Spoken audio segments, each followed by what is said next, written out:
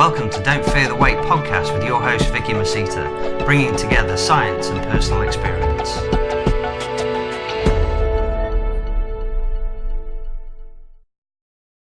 Ungainsey. Can you fix that in post-production? Nobody's ever Ungainsey apart from me. Anyway, we have started. Hey guys, welcome to the next episode of Don't Fear the Weight with your tiny titan Wonder Woman host Vicky Masita. Richard is now kind of going, oh my god, what the hell is happening? I didn't realise that it was an episode of a thing. Of course, this is an episode of a thing. So just to give you a bit of a background, guys, Richard Foster is one of my very, very, very good friends who is also the owner of Strong Sports Nutrition. If you haven't heard of him, then where the hell have you been living? But basically, I invited him on to have a little bit of a rant. We had a chat yesterday about some things that are happening in the industry, especially involving drugs and nutrition. And we basically got on our high horse about it and decided to do an episode of the podcast in order to rant about it. Now, Richard, for the people who don't know who the hell you are, just give us a little bit of a rundown, who you are, why I want to bring you on, and why you are the only person I trust to ask about drugs and all the other things. My name is Richard Foster. I run Strong Sports Nutrition. We also set up the Hench Project in Shrewsbury, so we do blood work for people in the local area free of charge because it's something people don't look at. I have competed in Britain's Strongest Man many years ago as, a filler. Wales Strongest Man as a filler. I've competed in powerlifting. I've competed in bodybuilding. And I like to think that of a lot of the more extreme personalities online, I operate from a position of, I operate from a more balanced perspective. I try not to be too extreme in any direction. And I think with regards to drugs, I've got a pretty good finger on the pulse of what happens in the real world because we have a shop. I speak to both IFBB Pros through what we do with Strong products.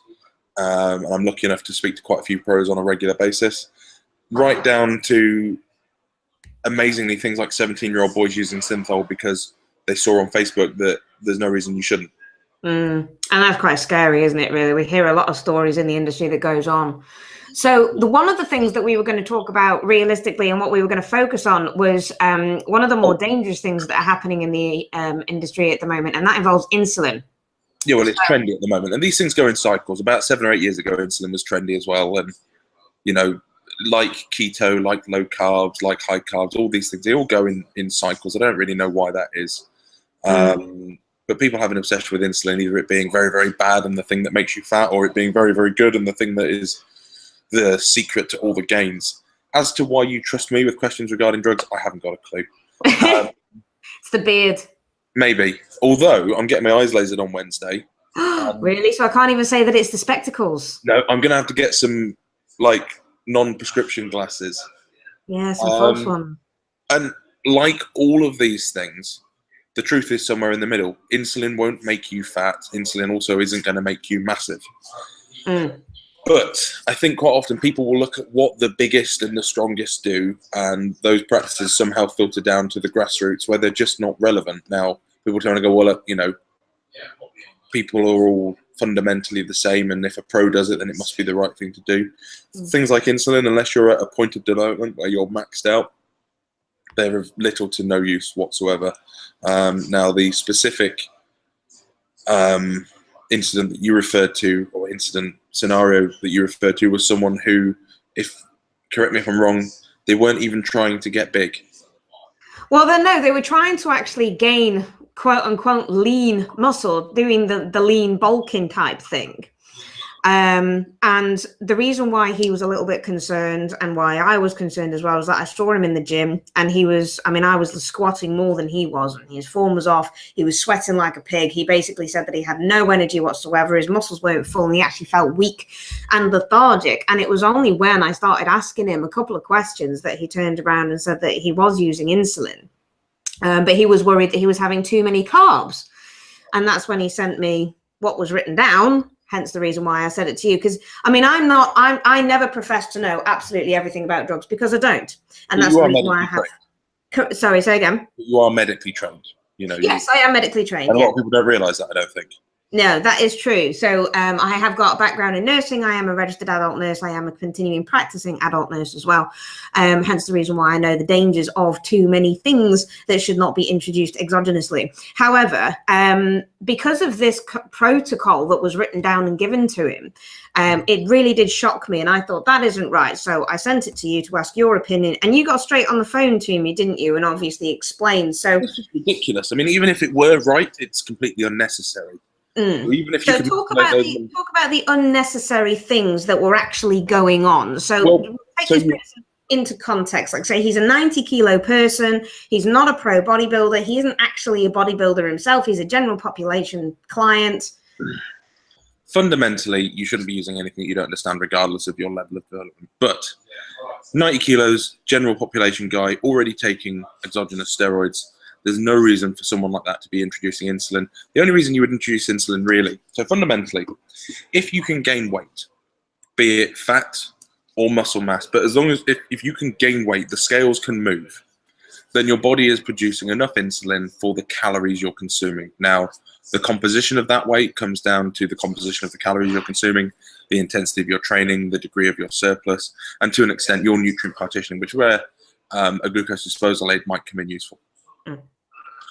If you get to a point where no matter how many calories you consume, your weight doesn't go up any further, then you could argue that that person is no longer secreting enough insulin, enough basal insulin from their pancreas to utilize all of the calories and the carbohydrates that they're consuming. Now, this happens quite a lot in quote-unquote hard gainers when they get very, very big. But we're talking about, Will Carver's in the store with me today. I know Will is a big insulin user, and he will be the first person to defend its use in the right scenario.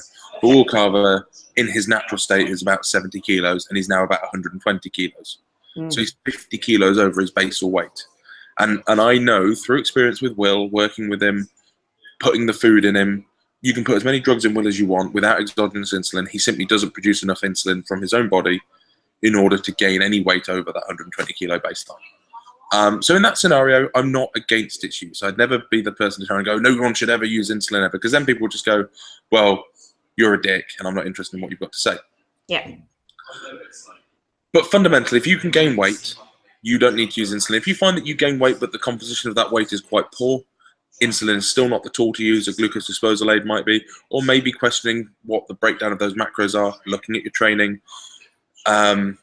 maybe even questioning whether you're physiologically in the right place to gain weight. If you're already carrying a good amount of body fat, trying to gain lean tissue when you're already out of shape, it's probably not going to work particularly well. Going back to the scenario you outlined, you had a person consuming. Now, myself and Will quite happy for me to talk about these things openly. He's talked about it openly on our podcast before, not your podcast, the podcast we did in the shop. It wasn't a podcast, whatever. There's this kind of idea that goes around that you need 10 grams of carbs for every 1 IU of insulin that you take exogenously. Yeah. Now, that shouldn't be taken as you need to have 10 grams of carbs at most per 1 IU of insulin. That's like your absolute minimum level to prevent someone going hyper. That assumes that they're not coming from a fasted state, and that assumes that they don't have any major issues around. Like, for example, if you were ever at the point that you wanted to use insulin, I know you're particularly sensitive to natural drops in blood sugar. Yes. So you'd be super cautious.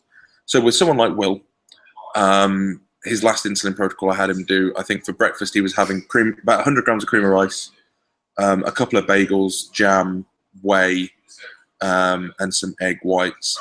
It's not uncommon, and I still stand by it, if you're using insulin to reduce dietary fats. It's not an unusual practice. Insulin's a signaling hormone. It can cause storage of exogenous fat. If you're not in a calorie surplus, then it's not going to happen particularly rapidly. However, if you are in a calorie surplus, which you should be if you're trying to gain lean muscle mass, it makes sense if you're using insulin to limit fat. So that's what Will's breakfast would be. And he would use 2 to 4 IU of insulin with that. Now, those of you who are good at your macros will know 100 grams of cream of rice plus 2 bagels, you're looking at 150? Yeah, 150, 160. Jam in there, some sugar, maybe a bit higher. And 2 to 4 IU of insulin would be all Will would need to make use of that meal. The point of the insulin is not to force every single gram of carbs from that meal into his muscle. It is just to give his pancreas a bit of a helping hand, because it's a lot of nutrients to make use of in one go. He's coming from a fasted state, so sensitivity will be quite high. Yeah. And his pancreas, sorry to jump in, his pancreas would still actually be producing its own insulin at that point as well, wouldn't it? Yeah, absolutely. I mean, people have this idea that if they take insulin, there's a danger of becoming diabetic. That's very unlikely. I'll go into why later. Your client, or not your client, but your friend, was having 1 bagel, 6 egg whites, 2 whole eggs, and 8 IUs of insulin?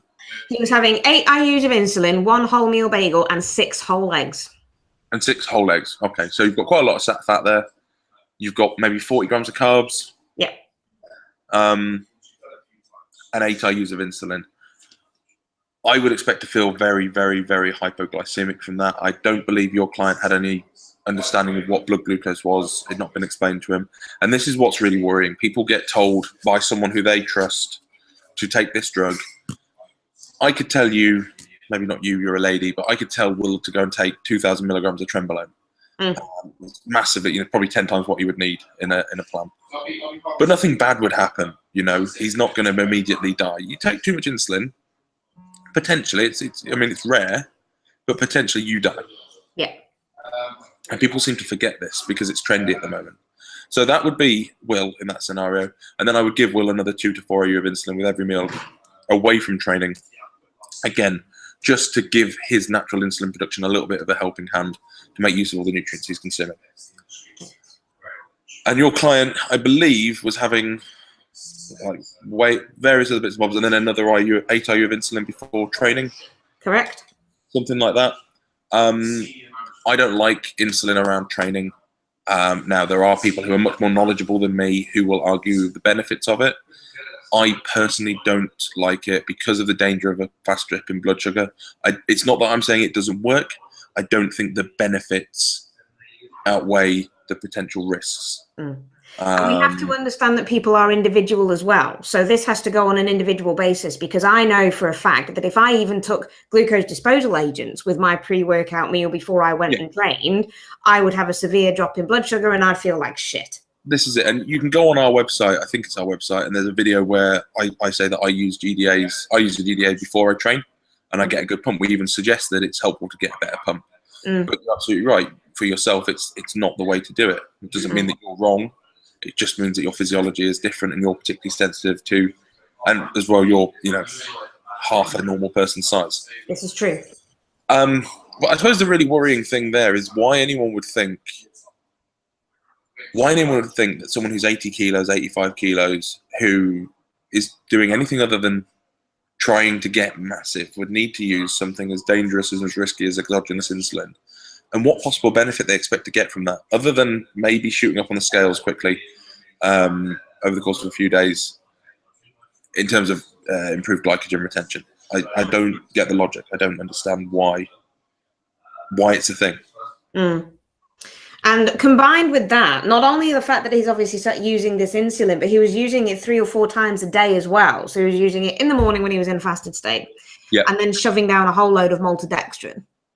Yes. And then, so he was very, very accurate in his timings in terms of the insulin. Now, why is timing of insulin of most or quite important? You'll know from a medical scenario, different insulins, and this is something that wasn't outlined in that plan as well, actually. Different insulins have different times of action. Some of them have single peaks, some of them have double peaks. Most people, if they're just talking about insulin, they'll be talking about Nova Rapid. Yes. Is in and out fairly quickly. You can have it and you can be fairly confident, well, it's going to peak. And when it peaks, it's going to get all of the glucoses in my bloodstream and dispose of them. And then it will start to drop off. But you do get lots of other types. You get Humalog, Humarapid, Humalin, Humalin R, Lantus. They're just the common ones you'll get in this country. But I would say, other than as a rough guide, timings with insulin aren't anywhere near as important as being aware of your BG, blood glucose. So if someone were looking at taking insulin, maybe someone is very advanced and it's something they need to be doing, having an awareness of your blood glucose is essential. You can buy a tester from Boots for 20 quid. You want to find out where you sit naturally. You want to try and stay between, it depends on the person. I sit quite low naturally. I wouldn't be surprised if you do as well. I generally find in trained individuals, it ends up being a bit lower than the general population. Correct. I don't know why that is. I would imagine more muscles, more disposal of nutrients, more uptake of glycogen. Yes. So I actually sit at about 3.6. Yeah, I'm about the same. I'm about 3.2. Yeah. Oh, okay. And I've never had a problem with that, so I know that that's normal. But if I'd never tested my blood glucose, and then I did around the same time I started using insulin, I might think I were going hyper, and actually I'm not. That's just where I sit. Yes. It's the same with blood pressure and heart rate as well. A lot of people get really wound up because they go to the doctors for a health check and they're like, oh my God, your blood pressure is dead low. I mean, according to all of the medical scenarios, my blood pressure, when I go under surgery, for example, my blood pressure sinks down to where I'm basically dead. But it's just my baseline at the end of the day. So it's really important that everybody understands that everybody's baseline of their physiological aspects are different. I mean, insulin in that, it's no different to when, if you've got a client and they say they're going to go on cycle, I would ask them to get blood work done before they take anything to give us that baseline picture. Right. And insulin's the same. Before you're going to take it, you need to have a baseline picture of where your blood glucose sits. It's just the cavalier attitude that comes with these things at the moment I really have an issue with. And I really question whether they're necessary or relevant or useful in any way, shape or form. Going back to insulin use and diabetes, because that's something that when I was younger I was always told, if you take insulin you'll make yourself diabetic. It's very unlikely. Now this comes from people look at the way testosterone interferes with the feedback loop for the HPTA. So taking testosterone causes a negative feedback loop and you stop producing test. And that's because your HPTA is looking for testosterone. If it detects it, then it switches off the signals that tell you to make testosterone. Your pancreas isn't looking for insulin. Okay. Your pancreas is looking for glucose. Correct. If you take exogenous insulin, that disposes of glucose, your blood glucose levels go down, your pancreas doesn't detect blood glucose, so it doesn't produce any insulin. So actually, certainly short-term insulin use can improve the sensitivity of beta cells in the pancreas. And that kind of makes sense when you think about how diabetes develops. It's through those beta cells on your pancreas being burnt out. Yeah. Just being activated all day, every day by a constant ingestion of calories and carbohydrates. They get to the point where they're like, well, fuck it, I'm not going to produce any insulin because I'm being told I need it all the time. And they physically burn out, and that's why you end up being diabetic in the first place. So actually giving them a rest can improve insulin sensitivity in the same way that a period of lower calories does the same thing. So you're having a bulking diet break. Yeah, I would probably argue that just dieting is a better way of improving insulin sensitivity. I'm not in any way advocating using insulin to improve insulin sensitivity or a glucose disposal aid. I mean, the diet that gentleman was given, you could achieve a similar thing using a GDA, and I would say that 90% of people will get 90% of the benefits of whatever they're thinking of doing with insulin by using a GDA, without the need to drink copious amounts of maltodextrin and shit like that. Not that there's anything wrong with maltodextrin, but it's completely devoid of micronutrients, isn't it? And there's better products out there as well that you can use. I mean, I don't know about Carbolin. Yeah, and I mean, I don't know if you've ever used maltodextrin. I've used it in the past, and it used to give me 1, horrendous heartburn, 2, horrendous bloat, because it is literally just a carb powder. Yeah, maltodextrin's got this funny thing where it requires a certain weight of it in the gut for it to be passed through. So it kind of sits in your gut until it builds up almost like a head of water, and then it all flushes through at once, and then flushes through. Out it comes with with like a magnesium effect. Yeah, I mean, we do our own Carbomax, which is a Carbolin product. A few people have commented on it, calling it Carboslin Max. It's no secret that I do like insulin in a very large, super heavyweight bodybuilder. Yes. And Carbolin is very suited to the use of insulin because it's got a very stable effect on blood sugar. Cyclic dextrin is the other favorite. I know you use cyclic dextrin. Cyclic dextrin and Carbolin actually are two different ways of trying to deal with the same issue, which is producing a carbohydrate that has a quick uptake, but then a steady effect on blood sugar. Yeah. So obviously things like glucose, maltodextrin, they have a quick uptake, but they drop off quickly. Yeah. Cyclic dextrin is effectively a dextrose molecule that's been modified into a hexagon shape with lots of other dextrose molecules, so it takes time to be broken down, but because of its osmotic weight, it gets sucked into the bloodstream quickly.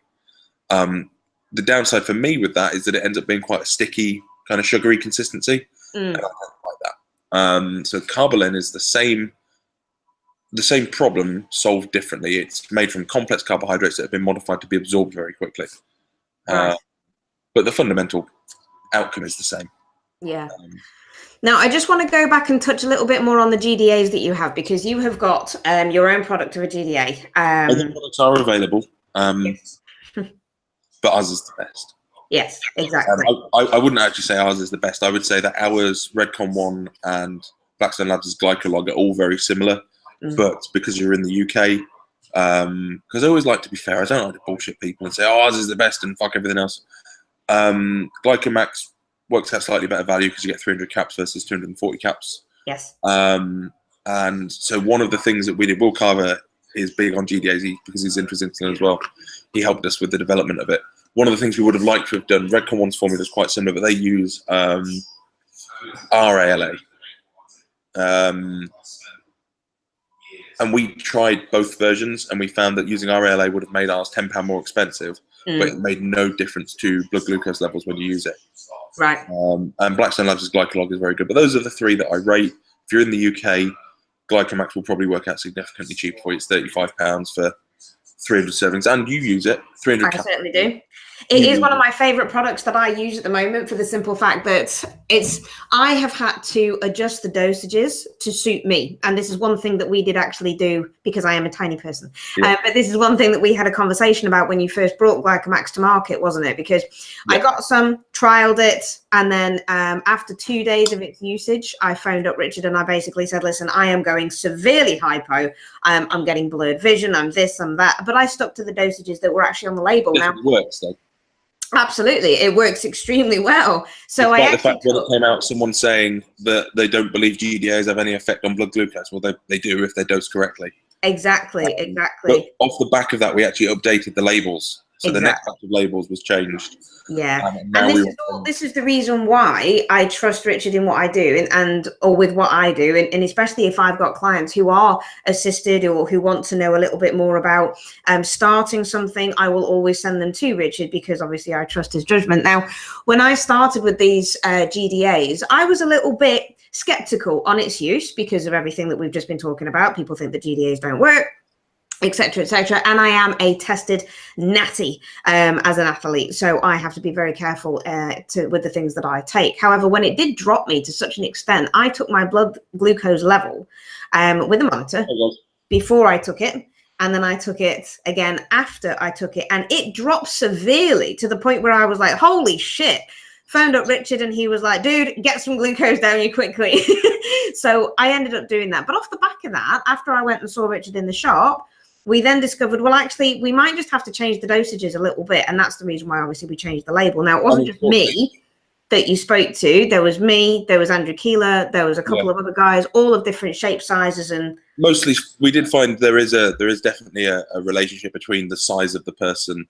Because you're smaller, you've got less blood, you've got, and obviously we have to be very generic with the dosing on the tubs. But I suppose part of the problem there was, me being a chauvinist pig. I didn't have any female testers. Yes.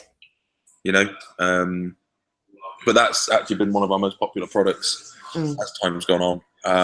That and Vascumax. Vascumax is pretty amazing. Now, obviously, we are coming up on time, but I do want you to tell people about Vascumax and the reason as to why it was developed and why we use it, because I actually use it as a pre-pump backstage for my clients who go compete in bodybuilding. I do. That seems to be quite popular. Now, I know the new Vascumax drops your blood pressure quite a bit.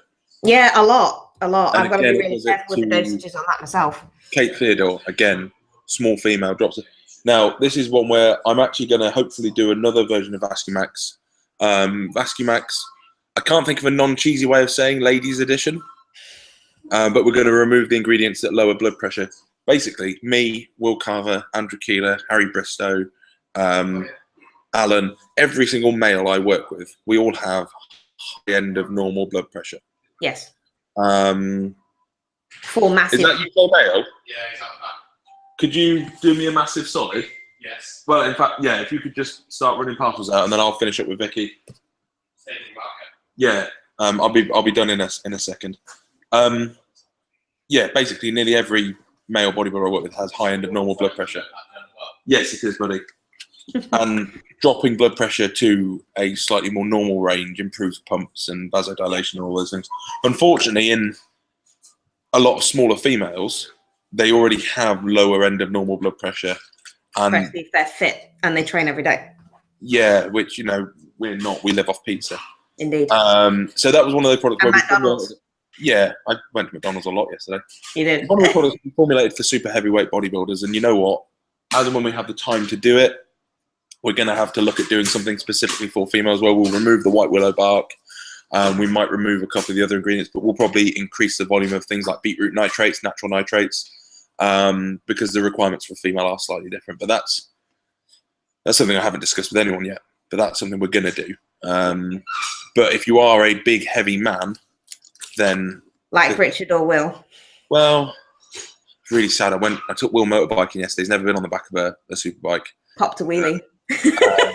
Many wheelies. Many wheelies, because Will is that massive. Will, where are you? He's gone to take the parcels out to the grumpy man from UK Mail.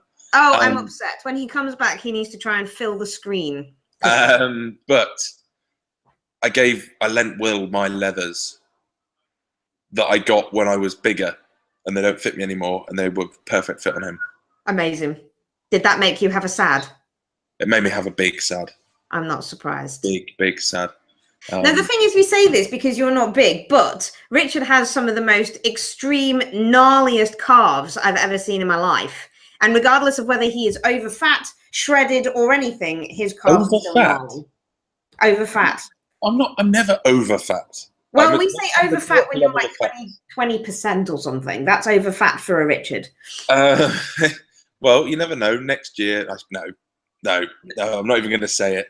I'm never ever going to diet again. The thing is, if I ever wanted to compete again, I'd have to have the gyno op that everyone seems to need at the moment. Yes. And I'd have to diet, and they're two things that I don't want to do. So. No, exactly. See, I had the reverse gyno op, so that helped. No. You can have my gyno. Well, I don't need it anymore. Bloody hell. But yeah, certainly don't want to diet this year. Certainly don't want to do that. Anyway, finishing up, rather than getting on to this one, is there anything that you would like to leave the listeners on as a really valid point in terms of drugs, starting drugs, and what to look out for? Take fucking insulin unless you've been training forever, can't get any bigger. No, you know what? Just don't take insulin. How do you say don't take insulin unless you're really good without sounding like a patronising prick? I'm not a patronising prick, but don't take insulin unless you know what you're doing. Yeah, it should say on it somewhere, I think. A caveat to what Richard is saying, he is still working in the shop at the moment. He's not just ignoring what I'm saying. There is Big Will. Now, if people do not know Big Will, he is on Instagram as Superhero Will, and he is a superhero. Legit. Oh, okay. And he's very handsome as well. I was trying to get round town as quick as possible. Love you. Did they send those baguettes? Right. There is a supermarket sweep. Will's doing supermarket sweep. Guys, if you're listening to this on iTunes and not looking at YouTube, you're going to have to download YouTube. I've ordered them twice, hilarious. Coming, but nothing's come. So if they do have some at the depot, if you could grab some, I'd appreciate that. You want medium? Mediums, yeah, mediums are good. I just said to him, if you're doing boxes, always have a couple of half kilo over because these are all bloopers. I'm keeping the bloopers. Oh, that's 10 kilos under. Yeah. It says 10 kilos on the label. Yeah, if they weigh it in the same year, you'll get charged for that. Right. See you soon. Will, come here. Yeah. No, are you Will as well? Yeah. Oh, well, he's Will too. Hi, Will. Right, everybody, this is Will. I would like everybody to follow Will on Instagram. Yes. And as we are leaving up with Richard, Richard wants to find a correct way of saying don't take insulin unless you actually need it and know what you're dealing with. So would you just give a little top tip on when you started insulin, why you did it, and why you introduced it when you did? An example of someone who actually can justify using it because you are naturally very, very small framed. And you are probably 40 or 50 kilos over your natural weight. Oh, yeah. So I have a very tough time struggling to eat the amount of food I need to do to put on weight. So for me to put on weight, it's hard. It is really hard. I naturally have a very low blood sugar. So my likelihood of being diabetic is very slim, slim to none. So I can afford to safely use insulin without seeing long-term effects that someone that on the other scale of the spectrum would. And I needed it to compete. I mean, in all fairness, like I was saying earlier, like at some point, I mean, I'm only 26, but at some point I'm going to be more functional. And the only reason I use insulin is because I compete. And I wouldn't justify using it if I didn't. And yeah, so I wouldn't bother using it unless you wanted to be a super heavyweight bodybuilder, or unless you're a very high level competitive bodybuilder. It's that bit that's difficult. The bit I struggle with, how do I say it's okay for Will to use it, but you shouldn't, or where's that line where it suddenly makes sense? Yeah, unless you can justify a reason to use it, don't use it. Other than just for gains, that is. That's me. Just for gains. Yeah. Yeah, just taking it for gains. If you're just taking it for gains, don't bother. Yeah. You're being an idiot. Excellent. I love that. Thank you very much, Will. So everybody, I will put Will's tag in the comment section as well. Please make sure that you follow him because he's extremely handsome and he's extremely lovely, and go and follow him because he is going to be an IFBB Pro one of these days. And we have pink shakers. They're lovely. Someone else said that yesterday and Will went, no. Oh, really? Yeah. Vicky said, follow him one day, he'll be an IFBB Pro. I love that people think it. Like, I do love it. Like, I honestly do. Like, it's the biggest compliment in the world. I just don't see it. Go on, do a bodybuild for us. Do it. Get your quads out. Do you want me to get naked? No. Well, you can if you want. Okay. Will is getting naked. So, guys, seriously, if you're not watching this on YouTube, you need to. Hang on, I'm going to Instagram it as well. It's not terrible there, is it? You do look like a bodybuilder. Nice. I'm cramping in my stomach as well. Cramping in your stomach. Are you like full on off season as well? Yeah, this is fat Will. Yeah, this is fat Will. Unbelievable. Yeah. And that's the kind of thing we're talking about, where it's like, you know what, he doesn't grow without silly amounts of carbohydrates and a bit of exogenous insulin.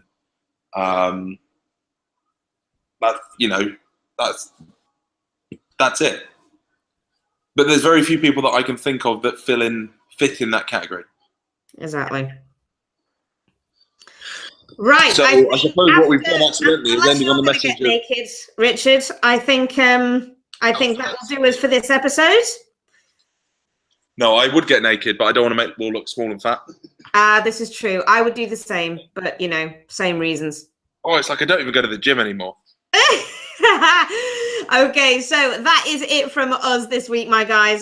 So thank you very much for tuning in. If you have any questions for Richard, for Will, or for me, then obviously please put them in the comments section and we will be happy to get back to them when we possibly can. But other than that, thank you ever so much, guys, for taking the time to have a rant and to explain the dangers of exogenous uses of all the things when they are not needed. Any of the dangers, did we? Oh, no, actually, we did. Well, we did. We said you could die. You could die. Yeah, we didn't do that at all. No.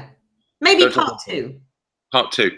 Part two. Yeah, when we've got a bit more brain space. It's been a very busy few weeks. It's always been a busy few weeks. It's always busy. It's always busy. I'll see you soon. You will. Take care, guys. Thank you very much.